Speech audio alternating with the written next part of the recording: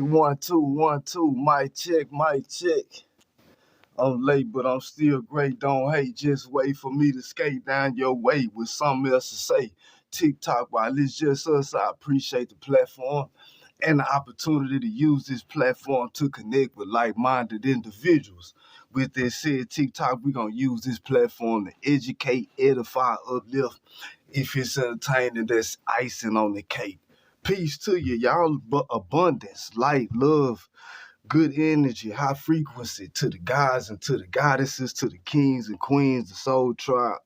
Peace, light, and love to you and yours, to your clans and to your families. What's happening with you? Y'all know how we do about this time. This is a daily reminder that it is still the present. PSA, this is a daily reminder that it is still the present. And this is only a test. If it was a real emergency, you will be directed to your nearest exit. What's happening, y'all? What's good? We're going to do some interdimensional travel today. Take you with me on a little trip. Buckle your seatbelt. We just going to demonstrate. I'm not a metaphysicist, but we're going to look at some metaphysics a little bit today. We're talking about the Divine Mother. We're talking about God, the Mother, the Goddess, the principle, what it represents. And we're going to show her to you in the Bible. We're talking about the Matriarchy today. And we're going to show you the Matriarchy, the Divine Matriarchy, I said, in the Bible. And from there, you can get on here if you want to dispute it. But we're going to show the people today what it all means. We got the pictures up there. We done did our salutations. So let's do something different today, y'all. Let's do some interdimensional travel. Let's go. Let's go. I got some prompts and everything. These dimensions, in general terms, in most general senses, they are, let's say, a unit of measurement or perception. And this right here, well, what you're seeing right now, this is 2D because it's 2 dimensions. 1, 2. But from here, like from seeing from here, if I was to just hold, if I could just get it just perfectly straight, you know what I'm saying, where you can't see nothing else, you would see a line or a curve. That's 1D. So one dimension, the first dimension is this like this. That's 1 dimension, a flat line. And then 2 dimensions, boom. This is 2D. All right, walk with me, y'all. I'm going somewhere. And then this ball, this sphere right here, this represents the 3rd dimension. Because it has depth to it. I hold it in my hand. It got weight to it. Substance, volume. So when we get to the 4th dimension, this is where I depart from all of the so-called scholars and the scientists, because they try to imagine it drawn out. My contention is, as we travel into this next dimension, that this concept of this sphere in the 4th dimension is something that you experience, see, know from here as a cycle. It's not a circle or sphere that you see with the eyes.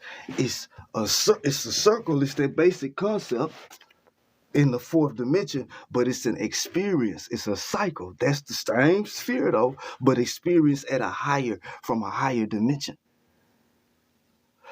And this 4th dimension, this would be like the conscious mind. And then the 5th dimension is the subconscious mind. We're going higher.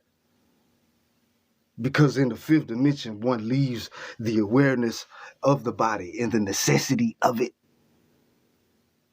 as one travels and moves about from there. But we notice yet another higher, bigger cycle from going back and forth from the conscious to the subconscious.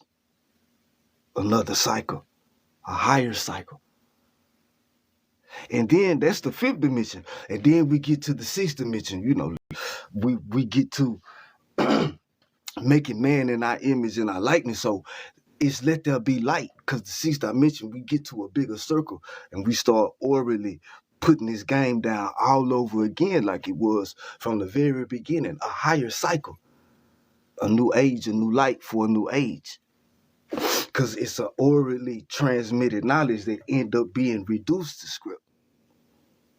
And we back to the original.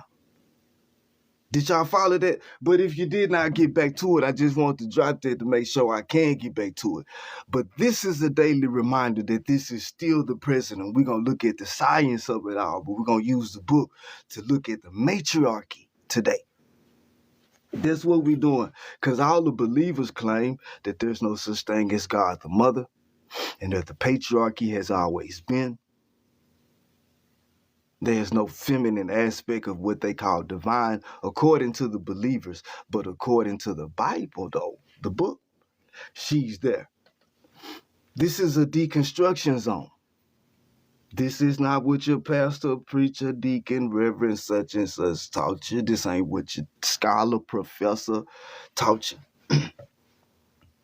This come from here. These are revelations. I've never heard anybody describe dimensions like that. And it came from here. Shout out to Thinker and the whole crew and the way that they deconstruct the book. I love it. I listen to it every time. I'm a nerd on there. You see me in the comments trolling the trolls every time, because I love to see the goddesses put it down, even though they don't, you know what I'm saying. But to me, God is the mighty ones, and the mighty ones is the ancestors, not spooky. So let me rest in peace to my auntie Alberta. If I on the 8th of February, I won't be going live that day, more than likely. But yeah. But other than that, though, until then, in between time, we're gonna rock with it. But this is the matriarchy, and we're gonna show you how it's in your book. With this understood, y'all, this is the daily reminder that it's still the present. I don't say that just to be saying it. I say that because I'm pushing back against them people trying to tell me it's Thor's day. And I don't know Thor. If my stomach growls, it's because it's empty. I don't know Thor. Never met him. I don't know Odin, his father, Freya, his mother. I don't know him. And who is he that I should venerate him for the light of my day? I do not venerate celestial bodies or the personification of them, but if you do, this is for you. You call today Thor's Day because, let me get it. It's named after the god of thunder. Everybody else get to be gods but us. But he's named after the god of thunder, the deity, the day of Jupiter. That's the celestial body that's being personified. And he's one of the personifications. And Jupiter means sky father, Jupiter, where you get the word Jove. Sound familiar? And it's the Canaanite equivalent of that is Baal, which means Lord or master or husband. And the Greek equivalent is Zeus. And then we also have an equivalent in Sumerian as Enlil. But these are the personifications of Jupiter, and I do not venerate celestial bodies or their personification. For me, it's still the present, and I arrived at the present by way of my mother and father. My mother, to be most specific. This I know.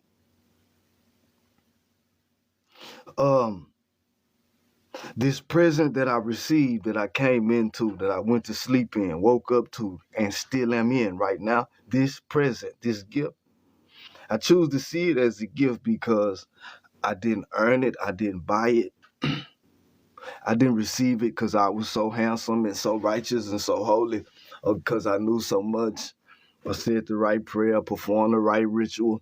To my knowledge, that's not how I arrived at the present. For these reasons, I choose to see it as a gift, this experience, in comparison to any other gift I have ever received. This present, this gift is always new. Every other gift I have ever experienced has gotten old or worn out or stolen. I lost it. But this gift called the present is always new. For this reason, I consider this present a miraculous one, because the experience of it is always new. Even if you call it a Thursday, it's a new Thursday. Don't get mad at me because you don't consider that miraculous. What other present gift can you receive that's always new? Name me one.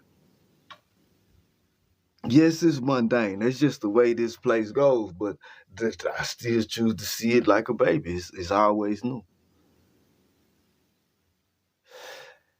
From here, we part ways with the believers, because you heard me say always, right? In the description of this experience called the present. Well, the believers say always has a start. Mic check, mic check, mic check. The believers say the concept of always has a start. Now, the awareness of it, true indeed, may have a start, but the principle of itself, in and of itself, does not. Always means forever. Eternity. But it's an attempt to describe the unknown by way of how we experience and what we experience. And so what we're saying is, when we talk about the unknown, we describe it as darkness, and this darkness has no beginning, no end. Have you ever been in pitch black darkness? You can't see the beginning or end of it, can you?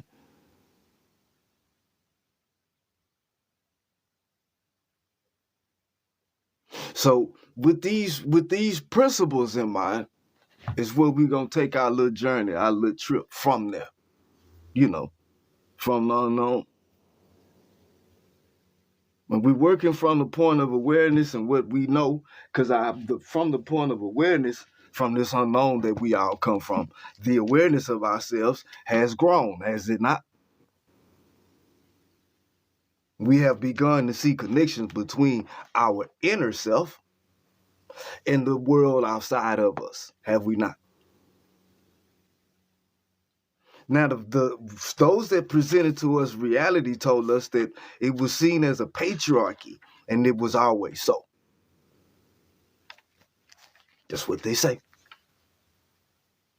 They tell us that the concept of always, eternity, eternal, has a beginning.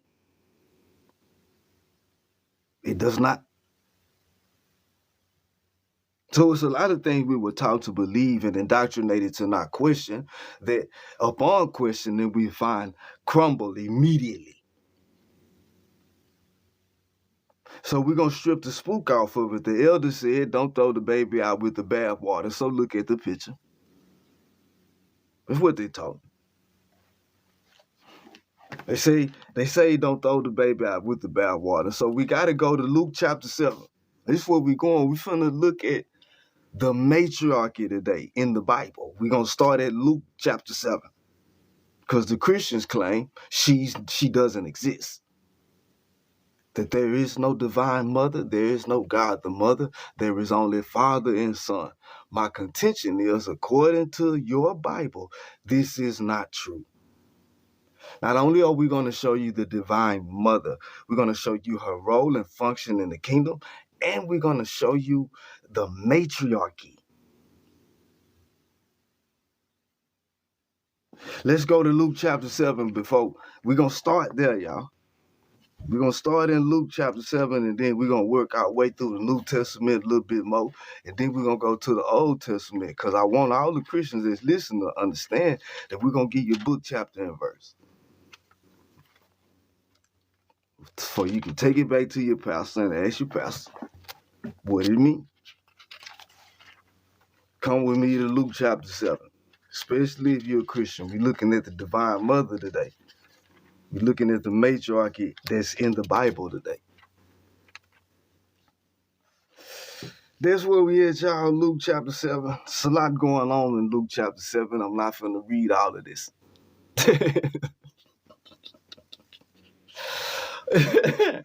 It's a lot going on in Luke chapter 7. I'm not finna read all of this, but I am finna leave for you a breadcrumb, all right? I'm gonna give you a breadcrumb. Yeah. Let's give you a breadcrumb.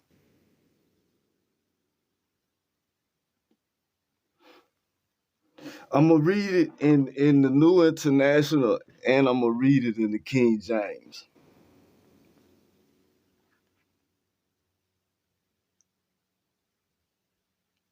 I'm looking for something though.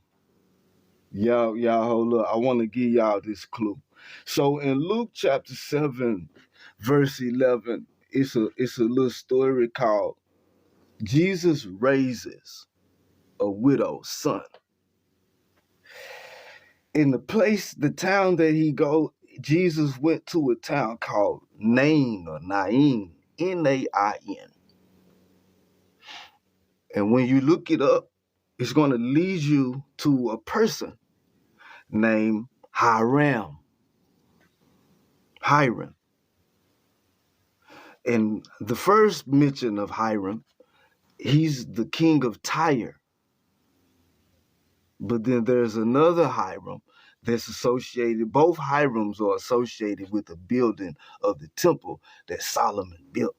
And the people of the time would know what this reference means. And so, when you raise them up, as somebody's on the ground and you raise them up, it's a certain grip you're going to have. So they just showing you their hand and what hand is in it.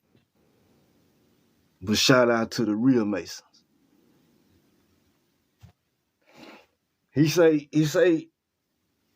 he went to a town called Nain, and his disciples in a large crowd went along with him. As he approached the town gate, the dead person was being carried out. The only son of his mother, and she was a widow. And a large crowd from the town was with her. When the Lord saw her, his heart went out to her, and he said, "Don't cry." Skip down, he said, he stood, he said, "Young man, I say to you, get up." The dead man sat up and began to talk. And Jesus gave him back to his mother. So he then raised up. Okay. So y'all walking with me now. We get into the matriarchy. I just want you to understand the lead up to it. Immediately before it and right after. They were all filled with awe and praised God. A prophet has appeared among us, they said. God has come to help his people. This news about Jesus spread throughout Judea and the surrounding country. I'm gonna go down a little bit. John's disciples heard about it and told John about what the word was. So John sent two disciples to ask Jesus what was really the deal. At that very time, Jesus cured many who had diseases, sicknesses, and evil spirits, and gave sight to many who were blind. So he replied to the messengers, "Go back and report to John what you have seen and heard. The blind receive sight, the lame walk, those who have leprosy are cured, the deaf hear, the dead are raised, and the good news is preached to the poor. Blessed is the man who does not fall away on account of me." After John's messengers left, Jesus began to speak to the crowd about John. "What did you go out into the desert to see? A reed swayed in the wind? If not, what did you go out to see? A man dressed in fine clothes? No. Those who wear expensive clothes and indulge in luxury are in palaces. But what did you go out to see? A prophet? Yes, and I tell you, and more than a prophet. This is one about whom it is written, I will send my messenger ahead of you who will prepare your way before you." I tell you, among those born of woman, there is no one greater than John. Yet the one who is least in the kingdom of God, look at the picture, is greater than he. All the people, even the tax collectors, when they heard Jesus' words, acknowledged that God's way was right because they had been baptized by John. This means they've been taught by John. But the Pharisees and experts in the law rejected God's purpose for themselves because they had not been baptized by John. To what then can I compare the people of this generation? What are they like? They are like children sitting in the marketplace and calling out to each other. We played the flute for you and you did not dance. We sang a dirge and you did not cry. For John the Baptist came neither eating bread nor drinking wine, and you say he was a demon. The Son of Man came eating and drinking, and you say, here is a glutton and a drunkard, a friend of tax collectors and sinners. But wisdom is proved right by all her children.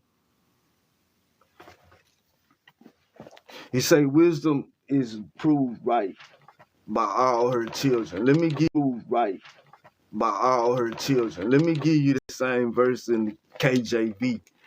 That verse right there. So you got the backdrop. You got people that say when the Bible speak of wisdom that it's in masculine terms. So I like to give you Luke chapter 7 to start this discussion because it's coming from Jesus. And you say Jesus is your God. So let's see how Jesus refers to wisdom again. King James Version. The Son of Man is come eating and drinking, and ye say, behold, a gluttonous man, and a wine bibber, a friend of publicans and sinners. But wisdom is justified of all her children. Do it say all his children? See, in the patriarchy, all his children? See, in the patriarchy, you trace the lineage through the father's line. In the matriarchy, you pace the children through the mother's line. Look at the picture. And it's saying that wisdom is known of her children. What is he talking about? What is he referring to? Well, what happened immediately afterwards is you have a woman come in, but she's seen as an unclean woman, a whore, a prostitute, a sinner. And she began to wash his feet. This have a meaning. I'm gonna leave that breadcrumb for you to go look into. But this is what she does. She anoints him. But the public, the Pharisees and the people that's experts in the law see her as a sinner and unclean. And then we gonna show you what it's talking about. So you got to come to Proverbs chapter 8 to understand what's being described. We're showing you the divine mother and the matriarchy. It's tracing the lineage through the mother's line. We just started with Luke chapter 7. And then we're going to go to Proverbs chapter 8. Because you have Jesus referring to wisdom as her and having children. And that this is how she is known. She is justified by her children. This a matriarchy, ain't it? We'll take our time. I know they ain't trying to hear, but there was one. Proverbs chapter 8, does not wisdom call loud, does not understanding raise her voice. On the heights along the way where the paths meet, she takes her stand. So you have wisdom and understanding, which is the daughter, described as her and she. And she on the corner. She on the boulevard where the paths meet. She on the block and she looking good. She tell you about her lips. She tell you about how she'll fulfill all your desires. And she got to walk out this world because she walked the path of righteousness. She walked the way of righteousness. When you see her walk, boy, look here. And her breasts, when you see them exposed, that from a baby's eye, that mean food. And when she tell you come eat, she got them out. But those without understanding, she's a whore. But she calling out to the foolish. Come eat. Come learn you something. But this how mama teach. Look at the picture. So this is all wisdom is known of her children. You got to know what's being described and who's being described. In the very next passage in Luke chapter 7, starting from 35, then you get the woman anointing the son. Look at the picture. So here we go. My mouth speaks what is true. She tell you about her mouth. She on the corners where past me. She crying out to the men, to the simple, and to the foolish. She looking for some tricks and some lames. You know, don't know nothing. And she got some game for you. I got worthy things to say. She got some game for your ears. I open my lips to speak what is right. My mouth, she telling you about her lips and her mouth and how sweet they are. Mm-hmm. Choose me. Yeah, man, she on it, ain't she, man? On the boulevard, working. But remember, she's somebody's wife. She represent the kingdom. She represent wisdom. She represent a divine principle. But without understanding, though, our wisdom dwell together with prudence. I possess knowledge and discretion. To fear the Lord is to hate evil. So all of y'all, the beginning of wisdom is the fear. Well, how you fear the Lord? Hate evil. That's how you do it. It ain't shivering and shaking and all on your knees, scared, sweating, and anxious. Hate evil if you just got to take it there. Lord in all caps mean I am every time you see it. We interdimensional with the travel. I'll break it back down to you and show you how we can look at it from the sixth dimension. And we'll get back to that in a minute. I hate pride and arrogance, evil behavior, and perverse speech. Counsel and sound judgment are mine. I have understanding and power. By me, kings reign and rulers make laws that are just.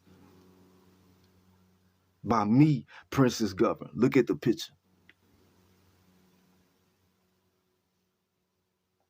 By who?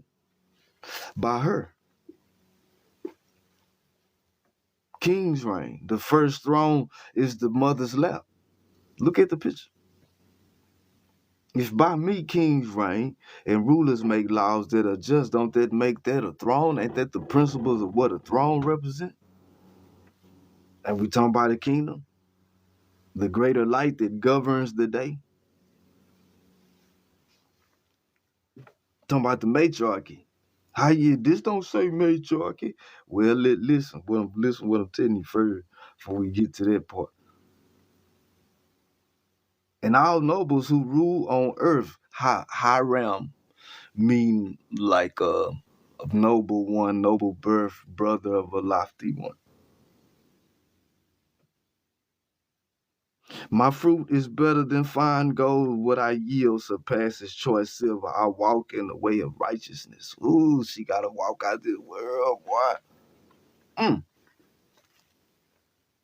Bestowing wealth on those who love me and making their treasuries full. The Lord possessed me at the beginning of his work. Before his days of old, I was appointed from eternity. That's very important.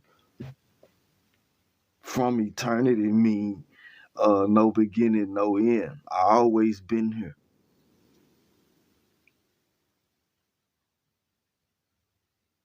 But it's your mother made your daddy a father.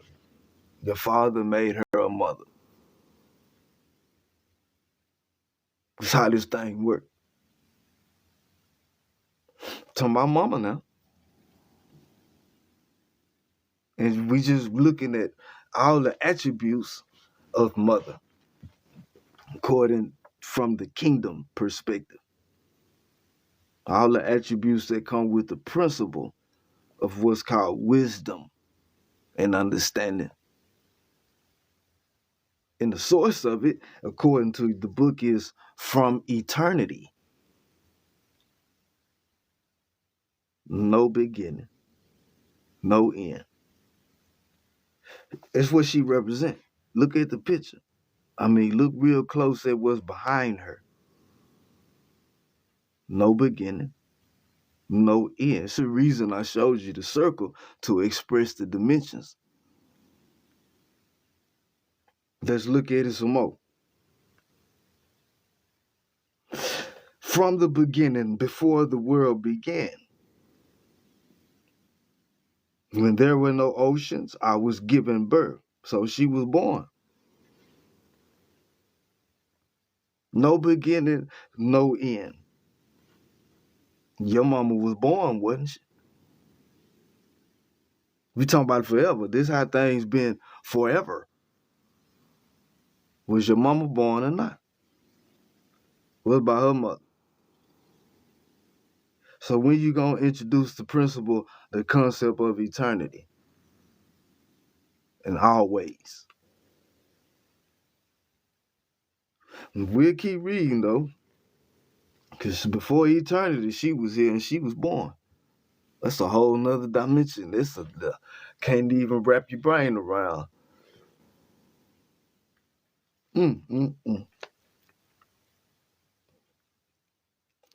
Before the mountains, before he made the earth, I was there when he set the heavens in place.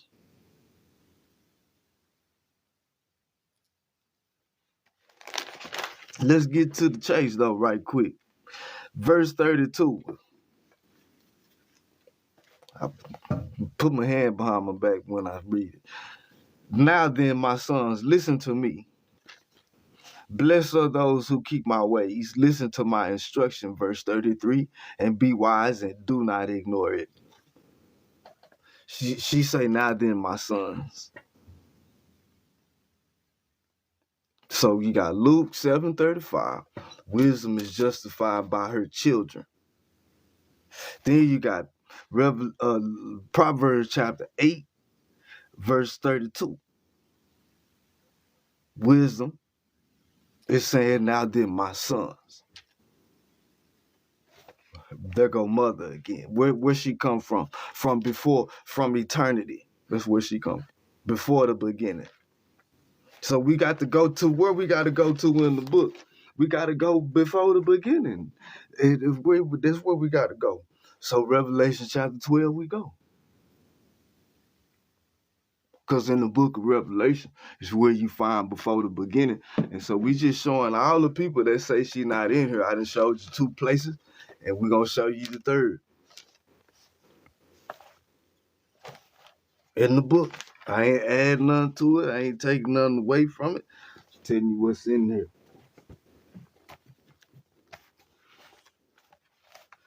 Where we went to the first time, your boy Jesus said wisdom is justified by her children, of her children. Who is her children? Wisdom say, well, now then, my sons. Okay, well, who we talking about? Revelation chapter 12, we go. Why we going to Revelations? Because we looking at before the beginning. It's at the end of the book, though. I know. 360 degrees, though.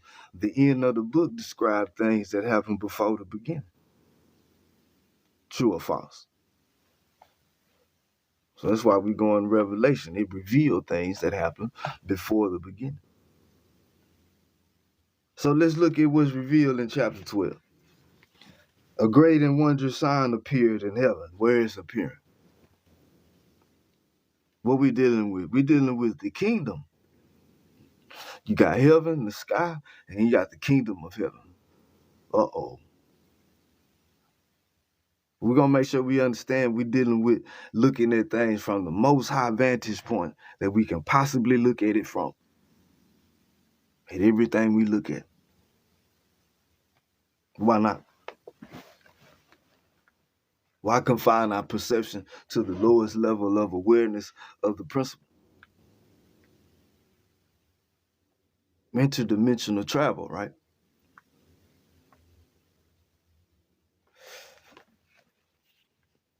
Let's apply that circle, let's apply that curve, that circle, that sphere, until we experience it. And we see it and know it by way of experiencing, and thereby have the fourth dimension. We see this circle, this cycle, in another dimension. A great and wondrous sign appeared in heaven, a woman clothed with the sun. You know, that's what you wear everywhere, everywhere, anywhere. You know what you wear, clothes. Because in another dimension, where you are is what you wear. Put it on, take it off.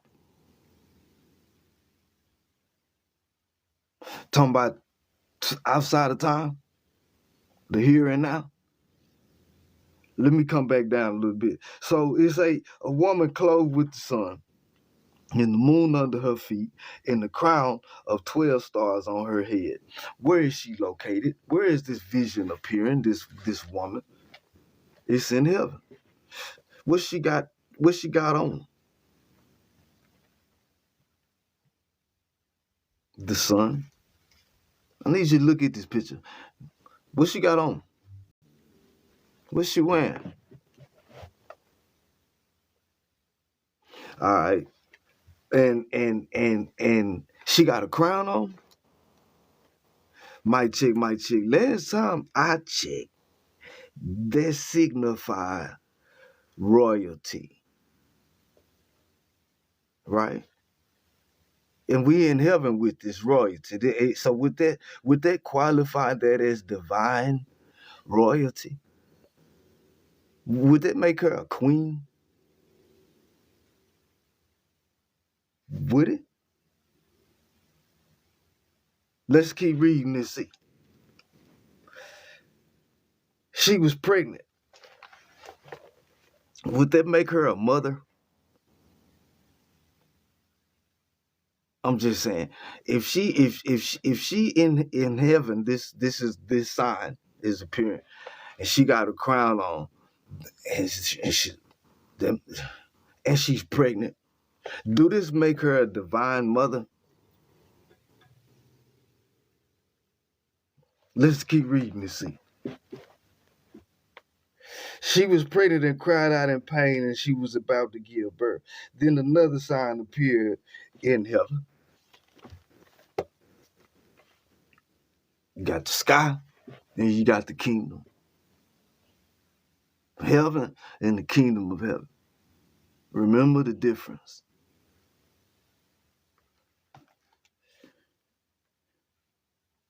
A dragon, a red dragon, with 7 heads and 10 horns and 7 crowns on his heads. Every day of your week, you got 7-day week, 7 days. And each day is named for a different god. Today is Thor's Day. It represents a system of time. I start these lives and remind you every day it's still the present. But we have a system of time that consists of 7 days. That's all we got. And every day is named for a different god, and every god looked like one of your colonizers. And they got this system from somewhere. But let's look at it. His tail, swept a third of the stars out of the sky and flung them to the earth. What's a third of 12? 4.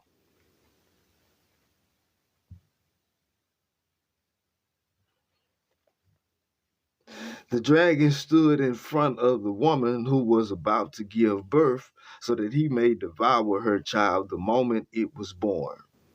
She gave birth to a son, a male child who will rule all the nations with an iron scepter.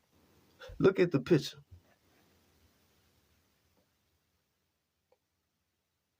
Let there be light. There was light. And God saw the light, that the light was good. When the baby is born, you see the baby, and the baby is good. And God separated the light from the darkness. And the light was called day.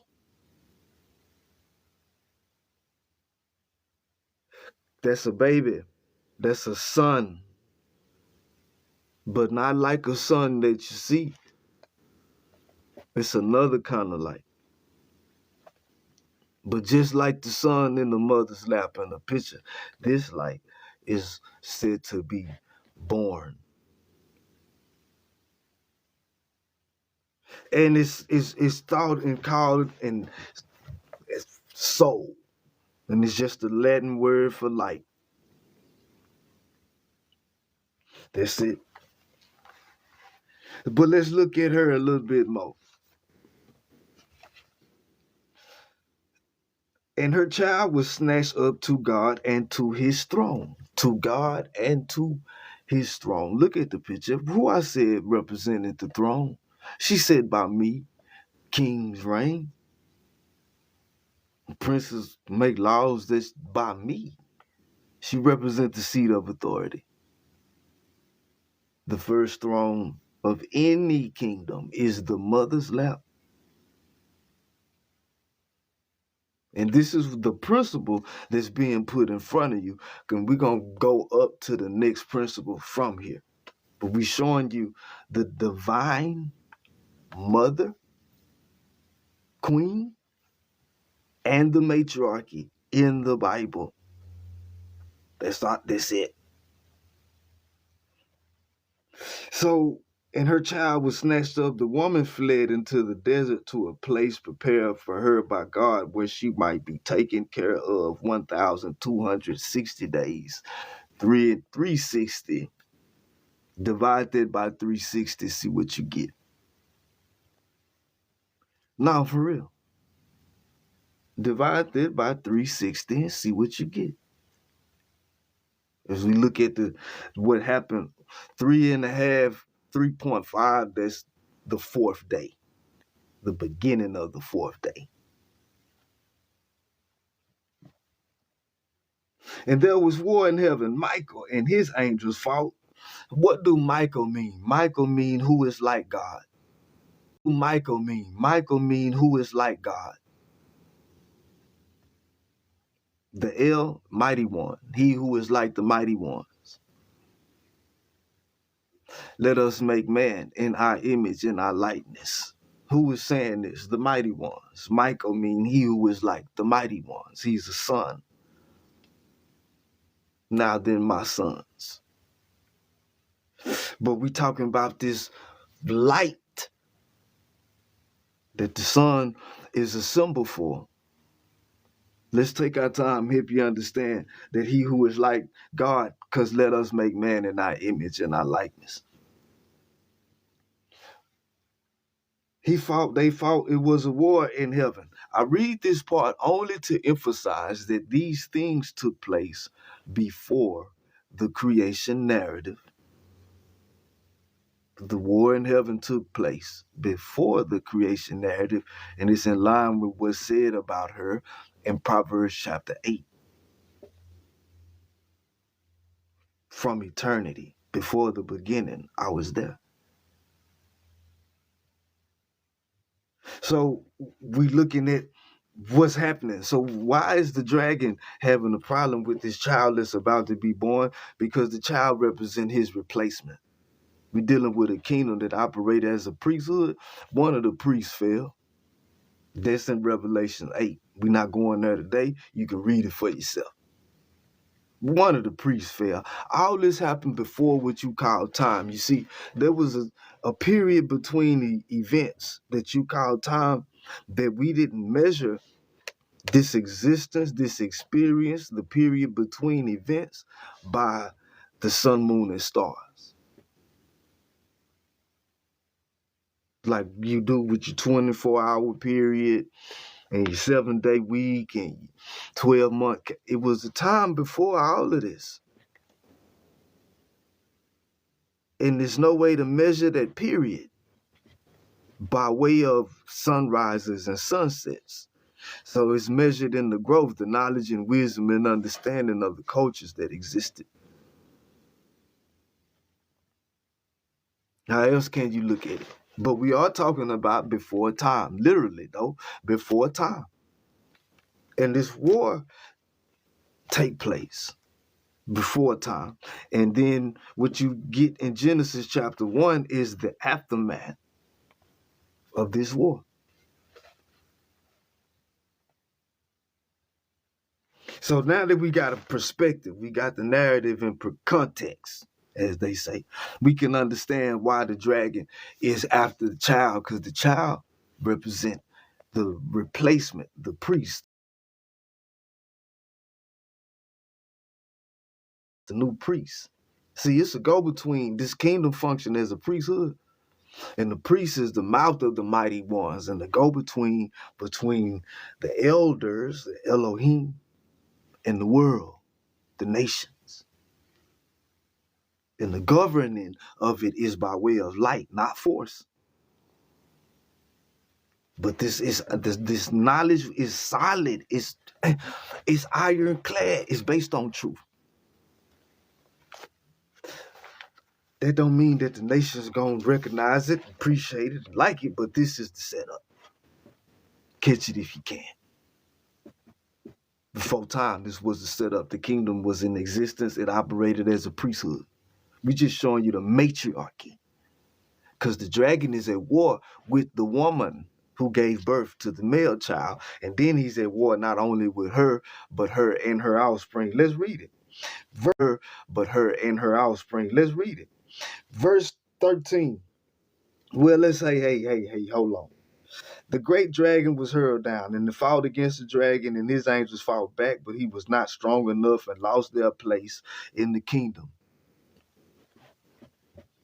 Because it ain't no place. If this is a place of peace, Jerusalem, the foundation of peace, then it can't be no envy or jealousy or greed or fear and hate in here. It gotta go.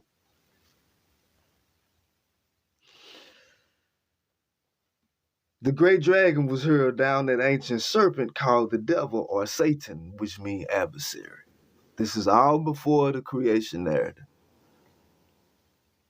He was hurled down to earth, and his angels, his messengers, with him. What do this mean? So it's going to come a time when the sun, moon, and stars are going to begin to be personified.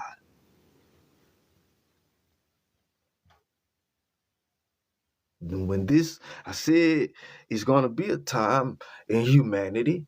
Today is Taurus Day, named for Jupiter. When the sun, moon, and stars are going to be personified.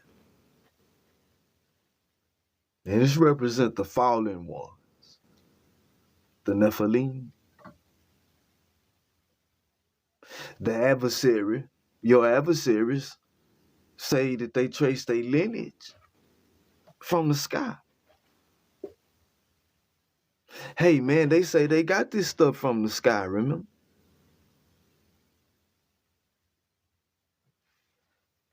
Well, they had a start. Wasn't always like that. But we'll help you break down what these systems represent, because the system. But we'll help you break down what these systems represent, because the system has a beginning. It started somewhere, and it represents confusion. The start of it represents confusion. Babylon means confusion, but we talking about the state of being, the state. And the state they were in when they wrote it was a state of captivity. And they were describing this overbearing government that had held them in exile. But I don't want to take you too fast. We still in Revelation. We still looking at the matriarchy. They got these concepts from other cultures, but they were what they put down when they inserted their people was able to be preserved because their language was preserved all the way up until the time from ancient time all the way up till Latin. So because their ancient language was preserved, so were their stories. But we'll come the salvation and the power and the kingdom of our God in the authority of his Christ. Let's get down to verse 15. When the dragon saw that he had been hurled to the earth, he pursued the woman who had given birth to the male child. Who was he pursuing? The woman who had given birth to the male child. He said the dragon spewed water out of his mouth like a flood to overtake the woman in the flood. Satan is the God of this world. He called himself the Lord, and this is who caused the flood and the reason why it's trying to wipe out this matriarchy. She's a queen, remember? A divine queen, remember? And he's pursuing her, the mother. And guess who else he pursuing? But the earth helped the woman by opening its mouth. Man, I wish it would, because it got her mouth in the King James. That the dragon had spewed out of his mouth. Then the dragon was enraged at the woman and went off to make war against the rest of her offspring. Those who obey God's commandments and have the testimony of Jesus. The New International Version say, hold to the testimony of Jesus. King James Version say, who have the testimony of Jesus. That's a very big difference, but I don't want to get hung up on that today. Christian will take you around in 1,000 circles. Having the testimony of something and holding to a testimony about somebody is two different things. Me and you can have the same testimony about something and have never met. But for me to have a testimony about you, I would have to have met you. But it's saying that the dragon is pursuing the woman and her offspring. The matriarchy is when you trace the lineage through the mother's line. It didn't say it's pursuing. Let's read it one more time, make sure I got that right. Let's make sure I got that part right. I don't want, you know what I'm saying? Then the dragon was enraged at the woman and went out to make war against the rest of her offspring. We started at Luke chapter 7, verse 35, and it say wisdom is justified of her children. Then we took you to Proverbs chapter 8, and we showed you wisdom and her attributes and her addressing you as my sons, plural. Michael mean he who is like the mighty ones. And you know, Elohim, he who is like, he's a son. And then we get the dragon that's at war with the woman who is a mother with a crown on, a divine mother appearing in heaven in her offspring. And those who have a certain testimony about, a rebirth, a resurrection at the place of the skull, you can give the testimony of it. But let's not take you too fast. I said we still looking at the matriarchy and we looking at it in the Bible. I'm not finished. We're going to go to Genesis and look at the matriarchy some more and make sure that we see it all line up, book, chapter, and verse. Not just one scripture, not just one chapter, and it's all in context. Mic check. It's all in context. It's not forces. It's telling you a story from before the beginning to the end. the matriarchy. God and his throne. The child is snatched up to God and his throne. She is the throne. The child is in the mother's lap, the seat of the throne. You didn't know? You thought it was a chair? You didn't know you was going to be looking at a baby? And then when you see it's a baby, you don't want to give it up. You say it's a renewal of the mind, a rebirth. You see the baby now? What else you going to look like if you being reborn? Who else lap you going to be sitting in the first throne of any kingdom, and the kingdom is what you entering into? Who else, what throne, what other throne you got to sit in? And you just was reborn. You just got reborn. So we looking at it from another dimension. But we have to symbolize about what we experience. The principles that's being described cannot be seen. Let's look at Genesis chapter 3. Y'all ready for Genesis chapter 3? We're going to look at verse 15. We always end up at verse 15. I wonder why that is. And I will put enmity. What's the 15th letter? Is that O? Is that a circle? Okay. And I will put enmity between you and the woman, and between your offspring and hers. Not his. Who we talking to? The serpent.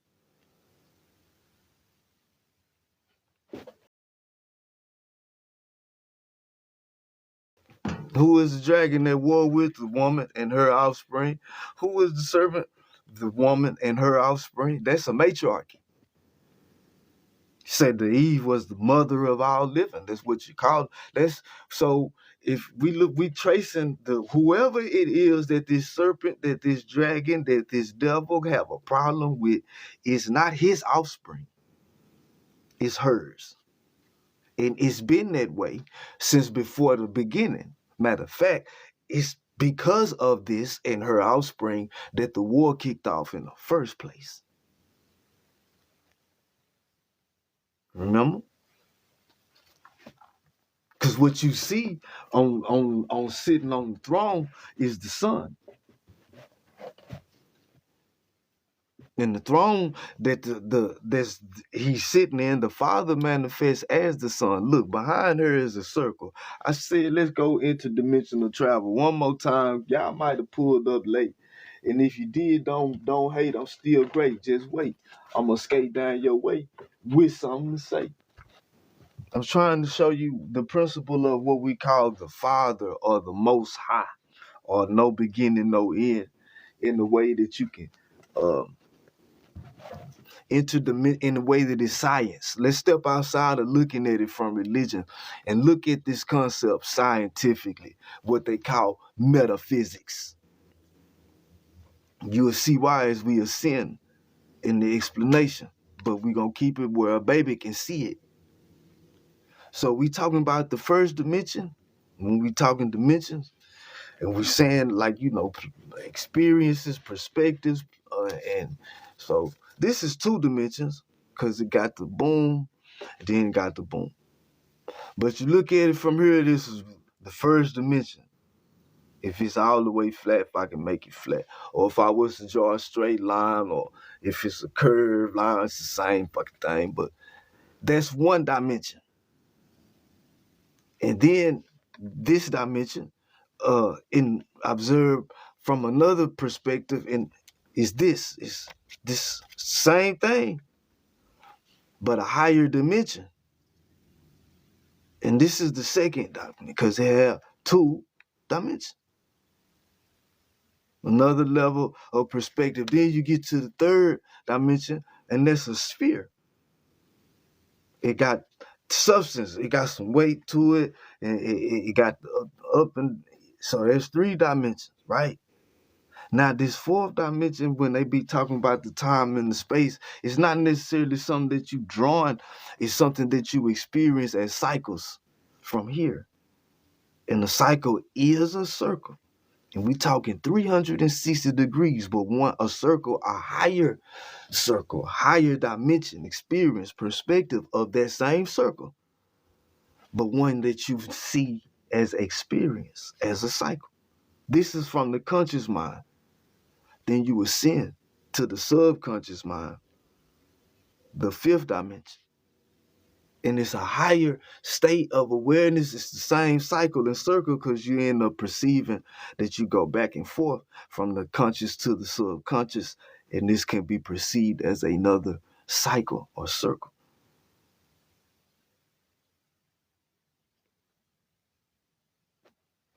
But we done got all the way up into the what we can't see from here.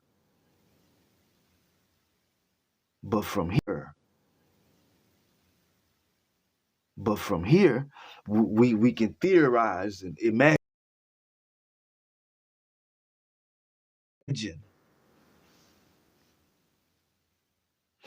And what we're looking for is the experience of it, though, and how this experience is described.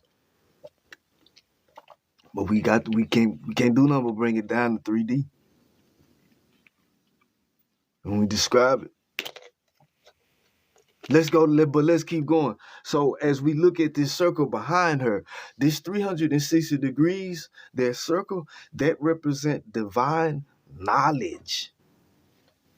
And that's masculine in its principle as far as the function in relation to something. So that's the masculine principle. That's the father. And it's three representatives, 360 degrees, because what we're trying to describe is ineffable, inexpressible, no beginning. Trying to describe is ineffable, inexpressible, no beginning, no end. Darkness. You can't see the beginning or end of darkness. Can you? If we talking about what we are unaware of, unconscious of, have no way to describe, put a word on. So we symbolize this principle as darkness. This principle represents 360 degrees, no beginning, no end. All right, well, if that's the father, that's what you see in both pictures. How is the unseen made manifest where we can experience it and describe the experience? How is the experience the coming into the awareness of the unknown and the ineffable, inexpressible? How is this experience described? It's described as a birth. This is what it's described as. Let there be light. If this 360 degrees is light, and that's the Father, and we want to manifest ourselves, and that's what we're talking about, since you have to see it from the patriarchy, let's look at it like that. The Father is manifesting himself, all right? How does he do it? The Father is unseen.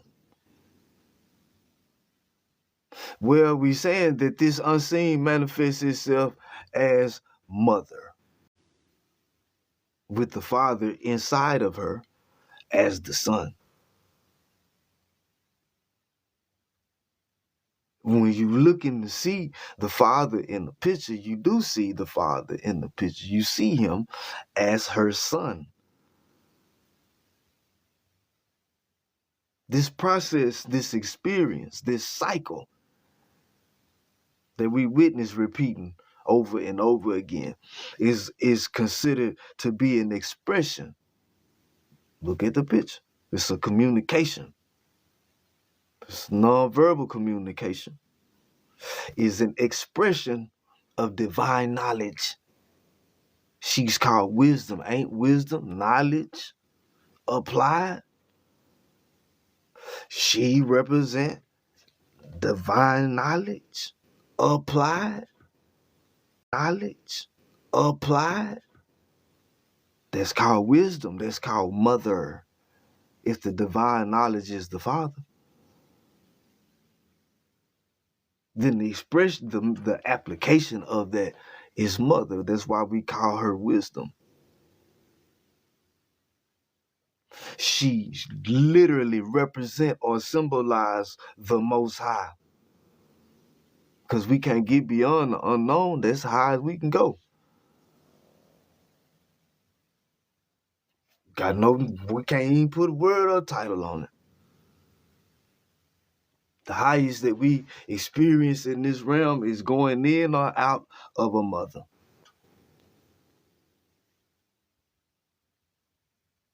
That's how it go here. Father implies mother. But back to it though. So if she is the application of divine knowledge, so how do we see this cycle applied through mother? You call her nature. We see her cycles, don't we? We see that circle in her cycles. 300, no beginning, no end, repeated over and over again.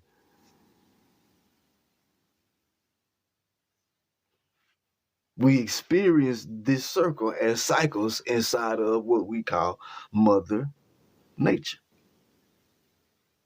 It's according to her cycles that we measure the period between events. Before it was the sun, moon, and stars. Knowledge, wisdom, and understanding, it grows.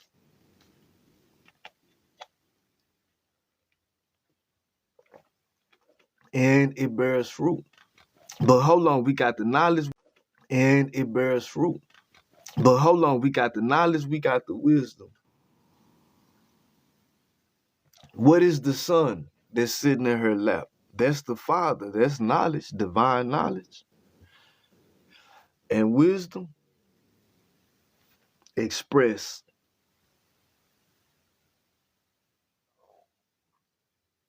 That's light, as light. Let there be light.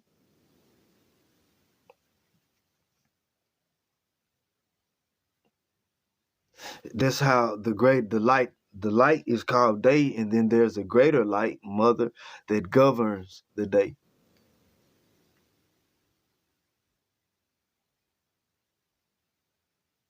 I'm just showing you what this picture represents. The understanding that you get after with the expression is the daughter. That's wisdom, and how wisdom manifests, divine wisdom manifests in here as understanding, right? And then from that understanding that you get from the expression of it, it's gonna be pregnant. The daughter that you get, the understanding that you get from the expression of divine wisdom and knowledge, she's gonna be pregnant when you get this understanding. But she gonna be pregnant with the light, with the sun, so you can express it. You get it? Anybody got questions? Anybody got comments? This is just how these principles are being described and put forth to you. This is the matriarchy, though. It's how the matriarchy work in peace. Because it's spread and enlarged by way of the expression of divine knowledge and wisdom and understanding, which produce peace. Look at the picture. That's not peace. Because when you remove the mother, you remove the wisdom and the understanding, there can be no peace. You're going to end up with 45,000 denominations, and all of them got the Holy Ghost, and is the church that Jesus started.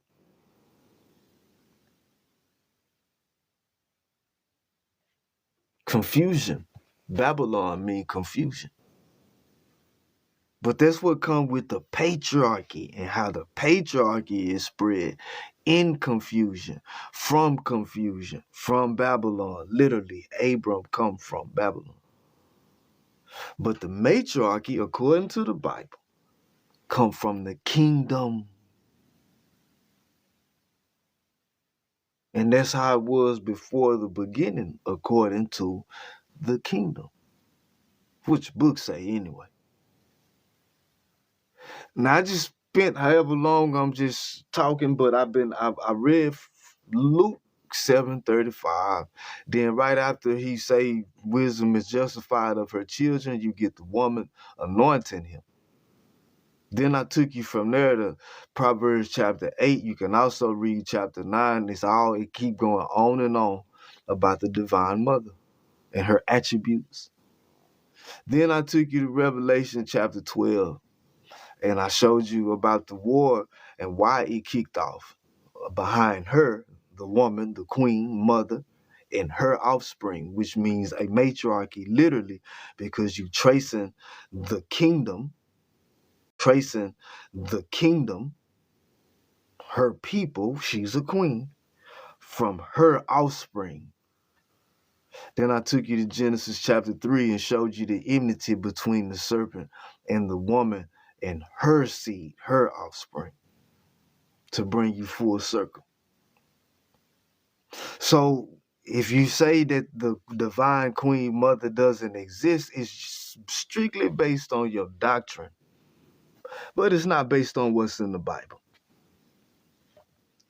Now I'm finna take the discussion to the next level. Anybody got questions, comments, want to get in here and sprinkle spook on the story?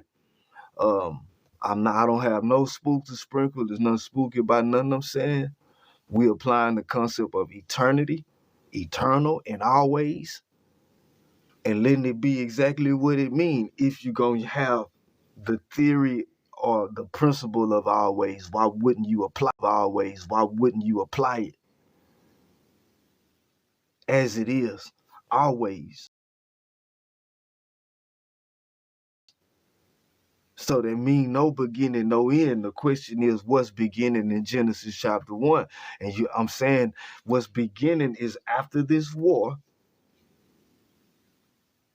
and the age that's beginning after this war, the light, the understanding that's in place, that's here after this war.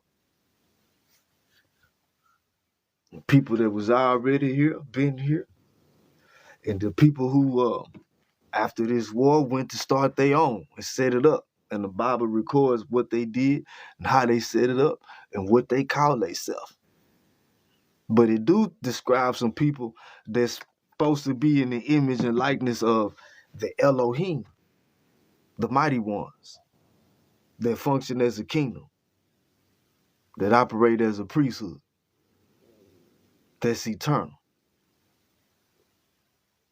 But the book don't describe these people's lineage. The book don't trace these people's lineage. It don't keep up with them. It don't mention them again. But it's them. From that point, it described the Lord and his creation, what he made and what he named them and what they did.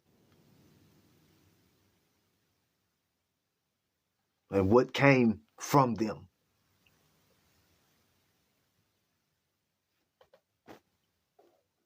We're putting it all in perspective about where you got the patriarchy from, and you got this guy named Abram, that come from Chaldea, come from Babylon, come from confusion, come from the worship of the sun, moon, and stars in the personification of them.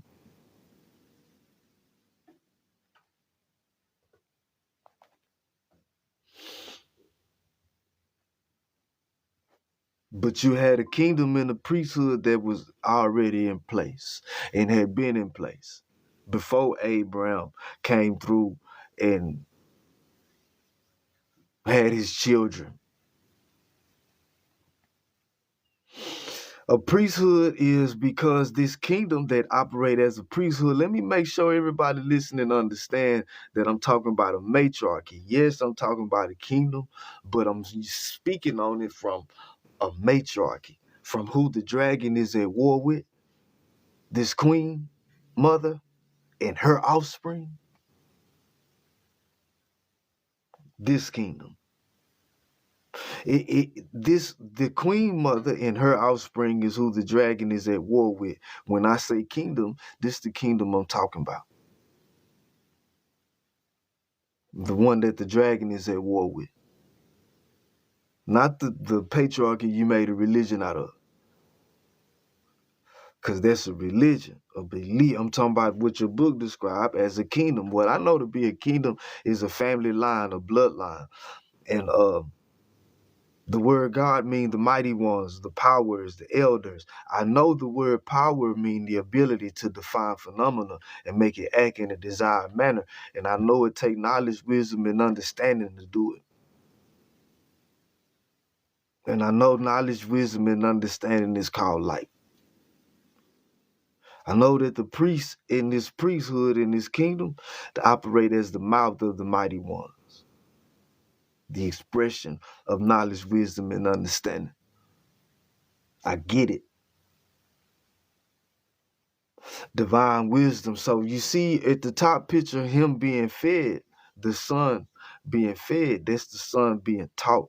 And his divine wisdom, the application of divine knowledge from within, that's being taught.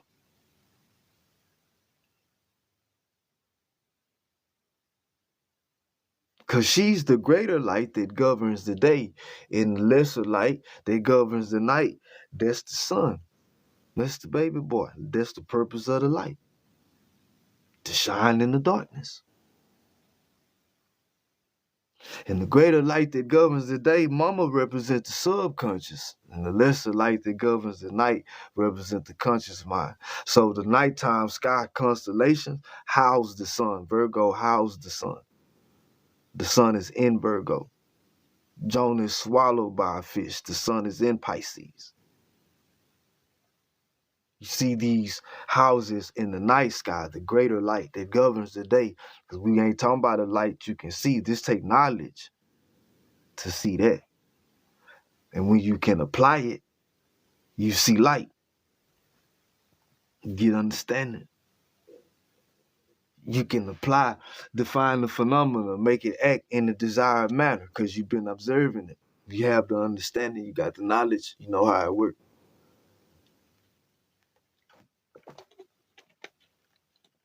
This is divine wisdom and how it's applied, how the kingdom function is described as Jerusalem, the foundation of peace, the seat of the throne.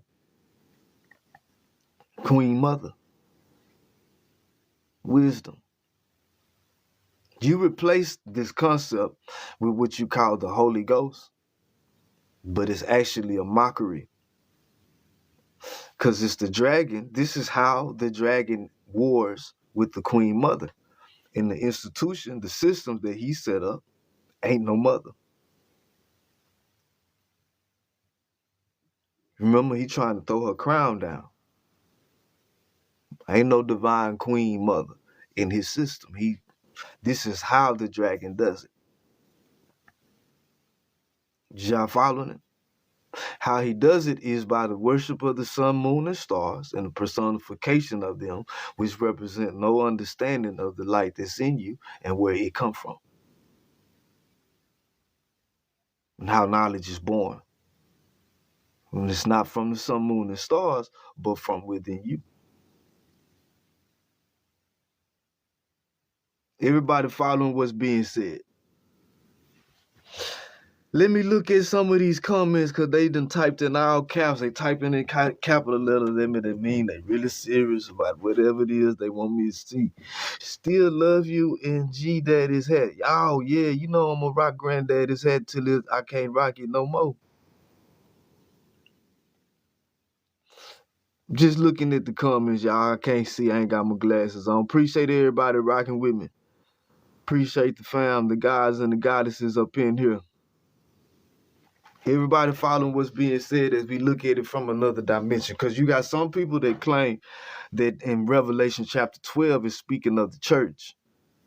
That's why I made sure to read the war that took place after the birth was given, because this is said to take place before creation.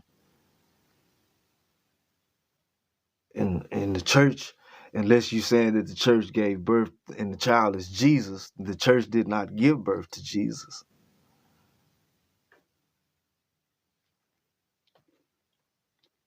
The church wasn't in existence before time, but the kingdom was. It's your church that has a start, but according to what you call the kingdom, one of its attributes is that it's eternal. And it's a more of a science when you look at it. And the beauty of it to me is it's based on how you see yourself and what you come from, as opposed to seeing someone else and what they come from. I don't need to venerate Abraham, Isaac, Jacob, sun, moon, stars, or Thor to be special, or to trace my lineage to Abraham, Isaac, Jacob, the sun, moon, or stars to consider myself to be special, or to consider this experience to be a miraculous one. My mother and father, and my mothers and fathers and cousins and uncles and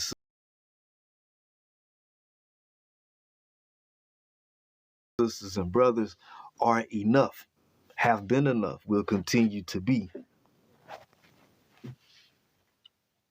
These are royal titles. This is my kingdom that I've been given and was born with.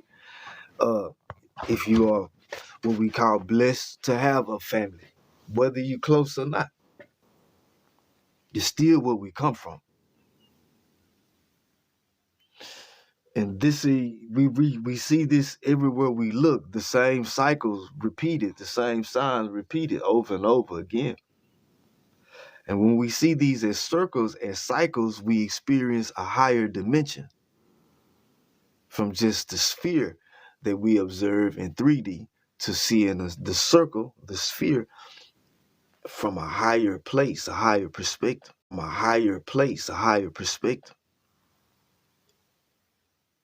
But it's always represented as 360 degrees, experience from higher and higher levels.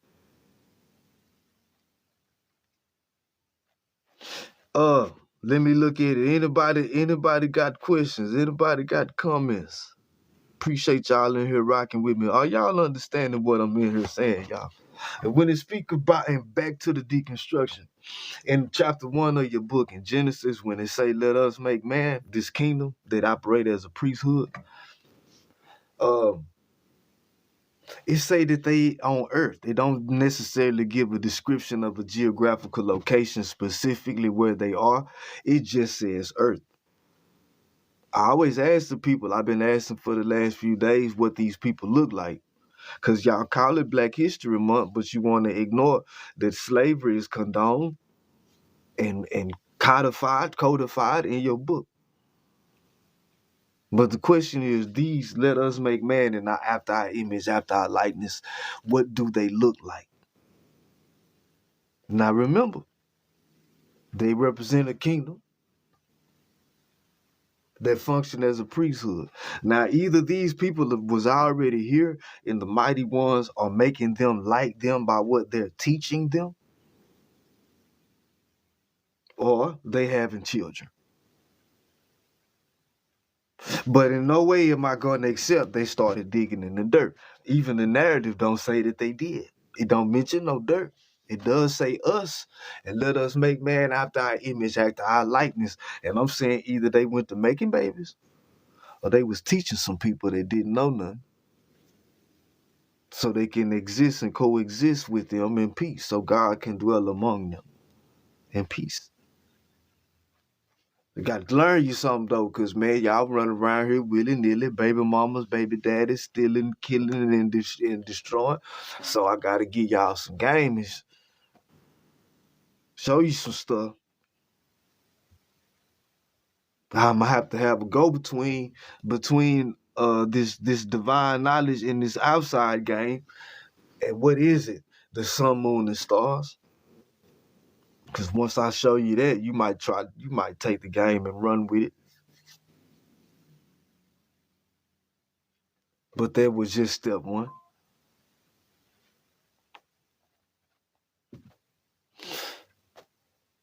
That was just step one. So yeah, y'all, the matriarchy is in the Bible, but you got the understanding of this information from a patriarchy. So that picture represent how the patriarchy is spread and what the patriarchy represent. When it says father and son, what they're literally saying is knowledge is power. That's the father. And the son is the expression of divine knowledge as power. In the kingdom, the expression of it is as it manifests as understanding, peace, Salem. Salem means peace. Jerusalem, foundation of peace, come down adorned as a bride. Understanding, divine understanding. So these are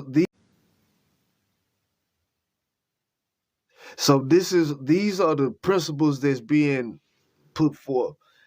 And this is the difference between how the patriarchy manifests, this why it's crumbling and falling in front of you, and why the goddesses are returning. It's why I always shout out to divinely gifted thinker and all the people that rock with her on her panel, regardless if you see yourself as a goddess or not.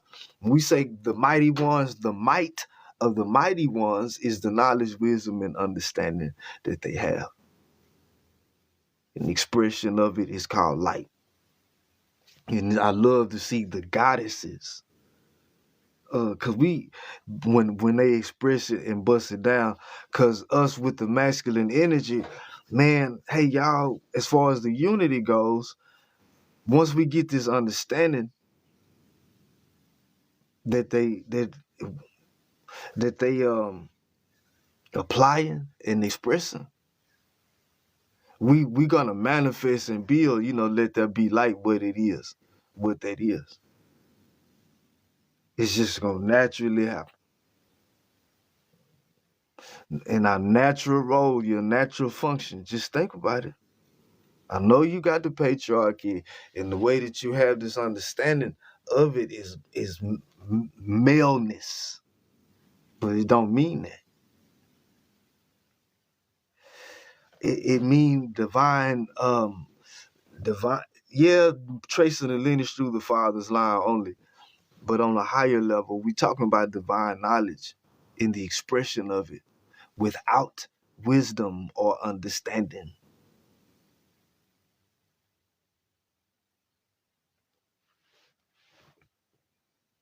In the system that was created from it, that's based on measuring time by this personification is Thursday, Jupiter of the sun, moon, and stars. Because we did measure time by her cycles. We measured the period between events by the growth of our wisdom and our knowledge and understanding.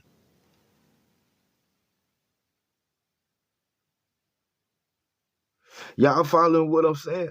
When we talking about the matriarchy from this dimension, from up here?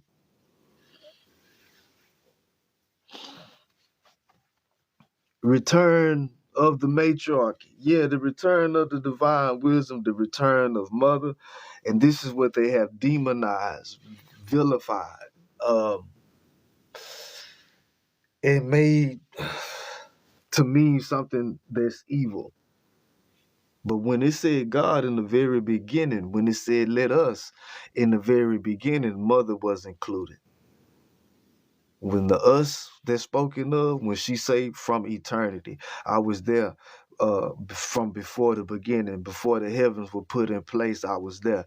That means when us, let us, she was there, mother. How else? What else was done without divine wisdom? In the repetition of the seasons, we are saying that what we are observing is a type of knowledge that is beyond our ability to describe. As we observe the repetition and replenishing of this self-replenishing system and the cycle of it, we are saying that we are observing a type of knowledge that we cannot describe. But we are claiming, though, that what we are observing is a type of knowledge, awareness, consciousness. These signs repeating are words, they repeat this way.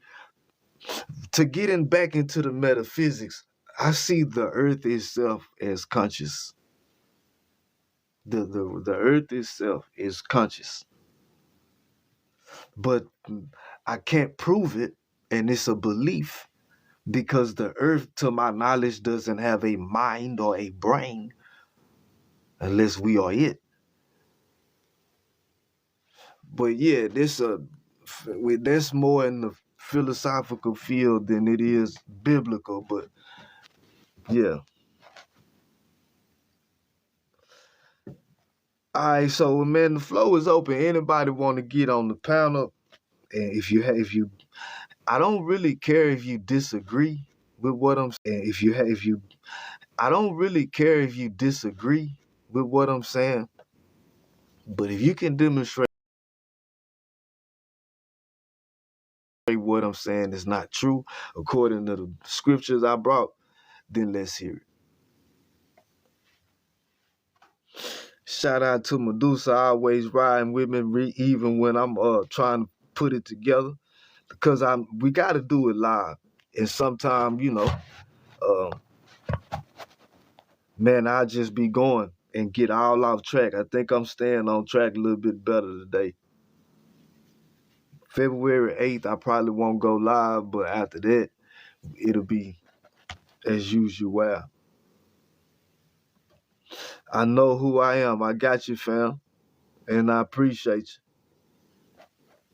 you. Anybody got questions? Anybody got comments as I'm talking about the matriarchy and the proof of the matriarchy in the Bible? This is Bible deconstruction. This is breaking the spell and stripping the spook out the narrative in an attempt to elevate the collective consciousness, challenge the dominant culture that has subjugated us for shit.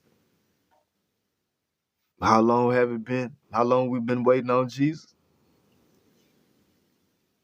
I'm talking about. So, it's Black History Month, right? Let's reframe the narrative. Let's take another turn.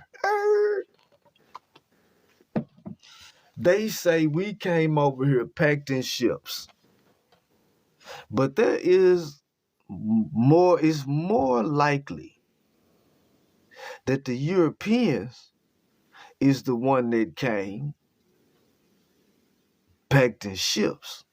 Because if anybody that we know for sure ain't from here, is them.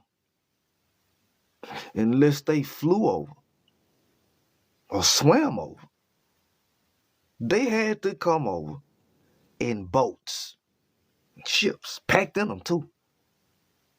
Because a bunch of them came. It's hundreds of millions of these people over here. A bunch of them came. Now hear me out. They coming over here packed in these ships by the bunches. We know for a fact they had to come here this way. They didn't come on yachts and pleasure cruises. No. The best and the brightest of the culture was not being sent. They was packed in them boats when they came. So it's no wonder when they came over here packed in the boats like they did that they was spreading disease and sickness when they got here.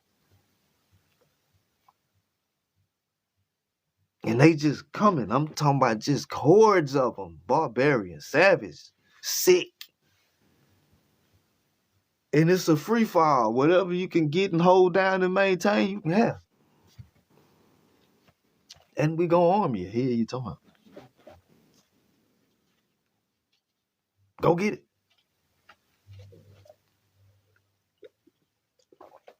Because they don't never talk about how they got over here, do they? They always won't tell us how we got over here packed in some ships. But they won't never tell us, they don't never talk about how did so many of y'all get over here. Did you come a few at a time just comfortably cruising? Or did you get over here packed in, forced in? You had to come. Something wasn't right where you was at.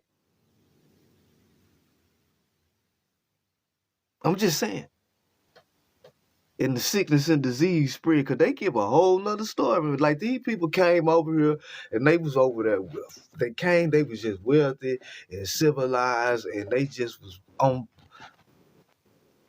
in the 1400s, in the 1500s, when they was coming over here. Packed in boats. Had to be. If anybody came packed in boats, had to be them. It's not necessarily the case that all the melanated people that's here got here by way of being shipped. But we know definitely 100%. What a camera. 100%. Every single one of them got over here on the ship. They didn't fly and float. They didn't levitate, nigga. They was packed in ships.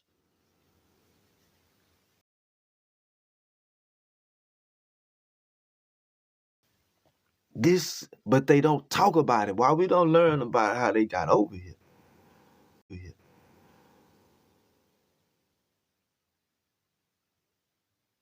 Who it was that was being sent over here? Were they forced to come? Did they pack themselves in the boats and sail across the Atlantic willingly? How did they get here? Because they give you a fairy tale. 13 British colonies came, and man, listen.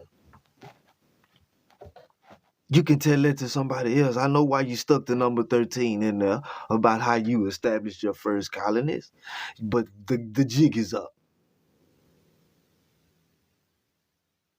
The little number game, is that's all. That's over. You 12 tribes in the hidden 13th moon. We done playing your spook games all the way around. We know how you got here. Packed in your boat, sneezing and coughing on every motherfucking body when you got off the bitch. To the point where you had to start trying to find you some more people to take their lives and take their land and enslave, because you sick ass came over here and brought your plague and your sickness with you, packed in them boats like you was, ignorant as you were.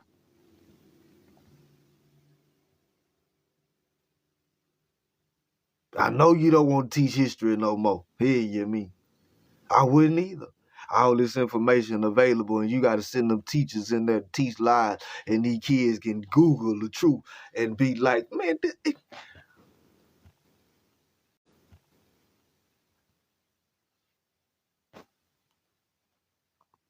what about the people that had already migrated, and the melanated people that migrated and was in different places around the world before the Europeans did?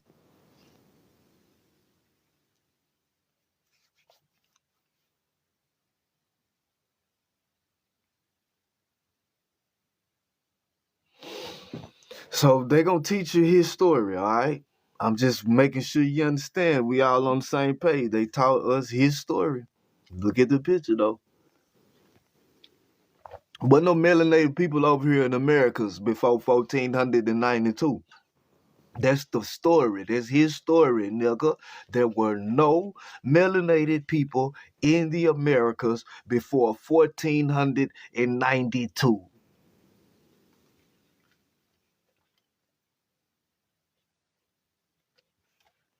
And you African American except for Egypt. Yes, Egypt is in Africa, but still, nigga, no. That's his story.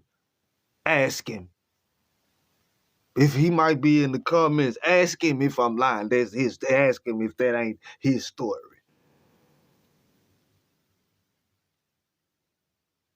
You don't think they write lies down? You don't think they'll write lies down and then a bunch of people get around and agree to the lie? You don't think that happens?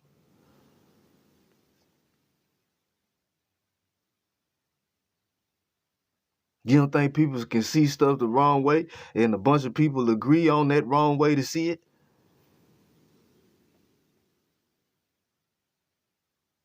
Just to come find out in the end, they wasn't even looking at it. Man, now that I'm looking at it like this, it wasn't even what I thought it was. I'm just saying though, man, so they came over here in the boats, packed in the ships. And I want to talk about the people that came over here packed in the ships, forced to come over here as slaves and indentured servants.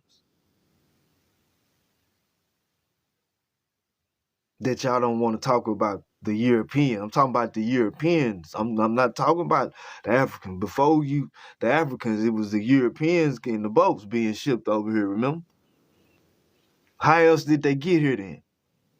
So when they got here, they started having picnics and asking the indigenous original people for permission to set up shop.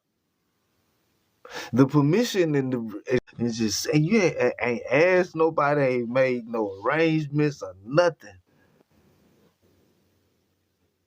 And these people sick. And they savages. Lawless. Can we tell the story how it go, or do we have to keep telling the fairy tale?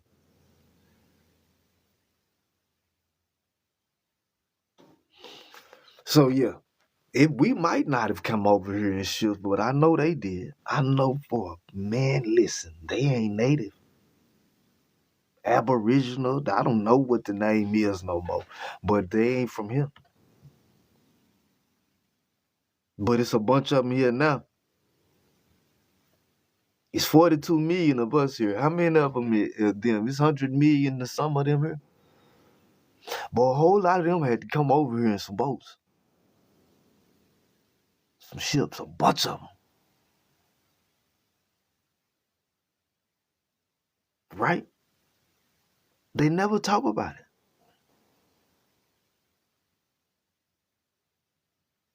Crammed in them ships. Was they at the bottom of them ships and crammed in the bottom of them?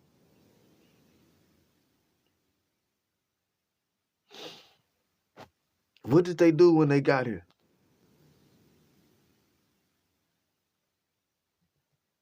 What you think they did? No money, no food. They ain't from here. What you think they did? Look at the picture. Look at the picture. It's his story what they did. They try to justify it, but what they tell you exactly what they did. They killed every man, woman, and child they could find. Everybody. Whether by disease or by war, entering into contracts to make you feel like they are right and you're at peace with them, then killing you in your sleep at night. However they could take your shit, they took it.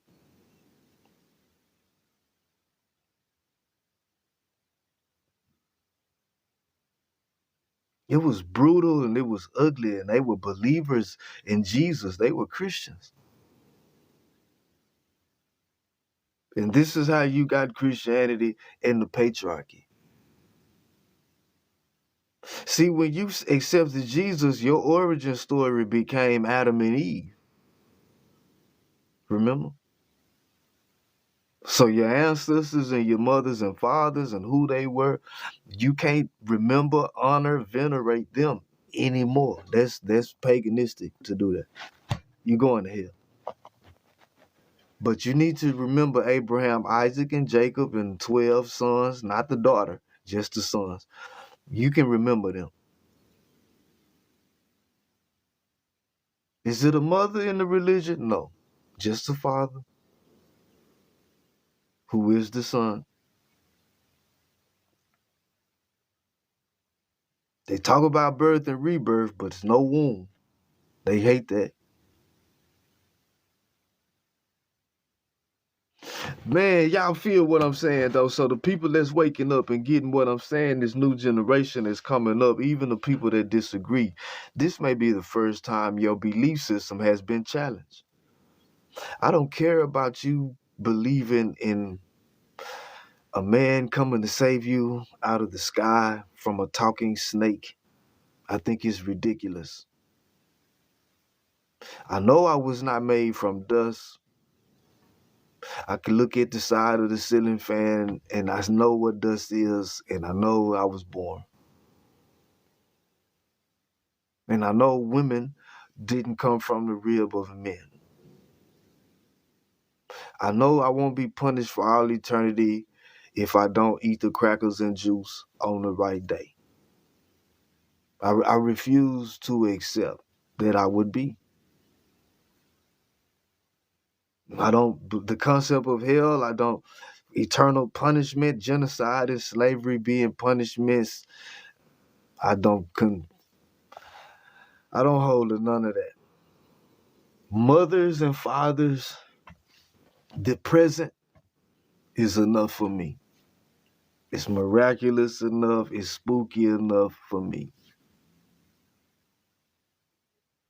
I don't have to be right, you don't have to be wrong for this to be a wonderful, miraculous experience to me.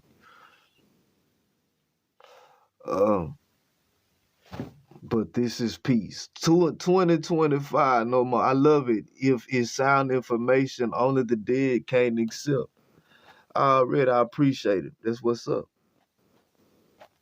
Not those pilgrim verses. I mean, if you just think about it, though. Who came over here packed on the boat? Who had to?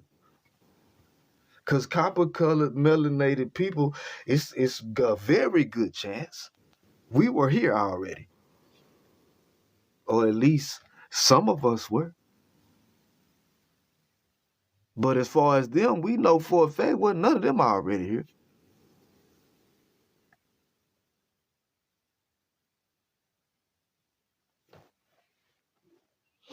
But yeah, I'm finna dip on up out of here. I'm glad y'all catch what's being said. You can check me out on the YouTube. I post these on YouTube. I think I'm gonna post this one right here because I stayed on topic this time. I did good.